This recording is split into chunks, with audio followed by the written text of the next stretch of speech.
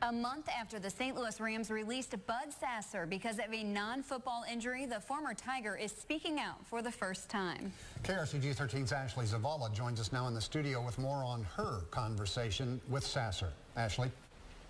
Bud Sasser has spent the last month trying to understand a heart condition he's apparently had his entire life. We sat down with him to talk about the heart that is currently sidelining him from the NFL and the heart that refuses to give up his dream of playing professional football. I'm not done.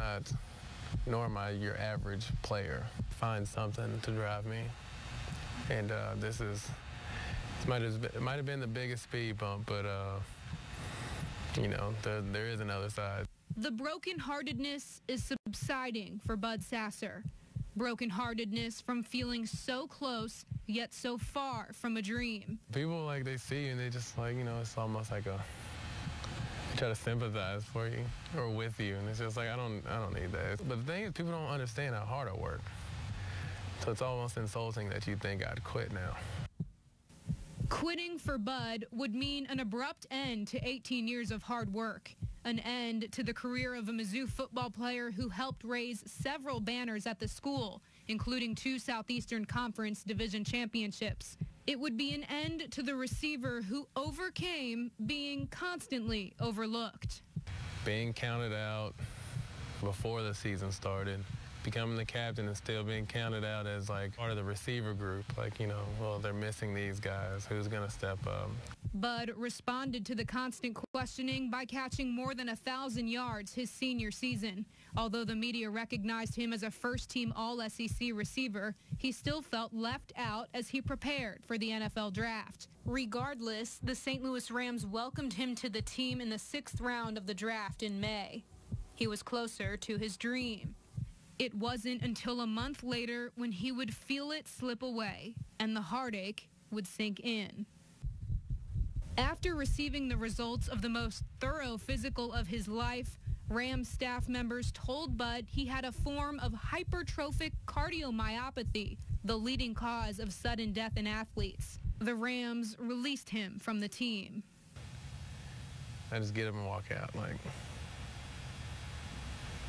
I couldn't I couldn't look at the room anymore. I couldn't look because the room oversees the practice field, and I'm just looking like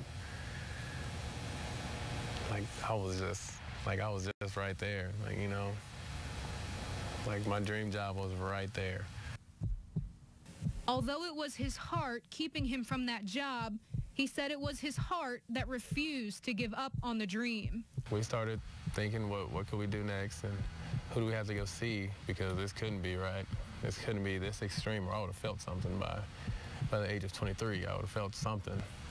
Bud visited with multiple heart doctors across the country to learn more about the condition he never knew he had, apical hypertrophic cardiomyopathy. He learned it was a very rare variant of hypertrophic cardiomyopathy, or HCM. HCM is a condition in which the wall around the entire heart muscle thickens. Apical HCM, what Bud has, means just the apex, or just the tip of the heart muscle, is thickening.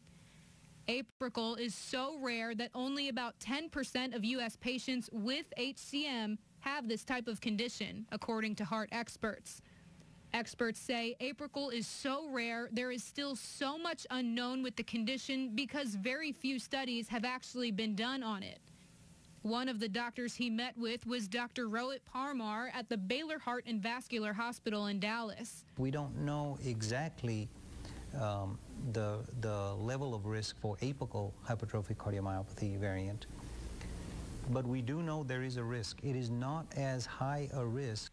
Bud said he also went to the Minneapolis Heart Institute to see Dr. Barry Marin, the director of hypertrophic cardiomyopathy.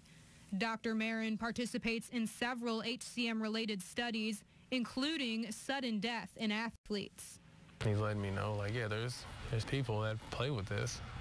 But the thing is, you know, I can't tell them to let you play. When we see patients like this, we may say, these are your risks.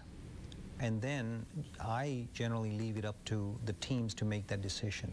on whether they can play or not. If you had all 32 NFL teams sitting down with you right now, I mean, what would you say to them after all this?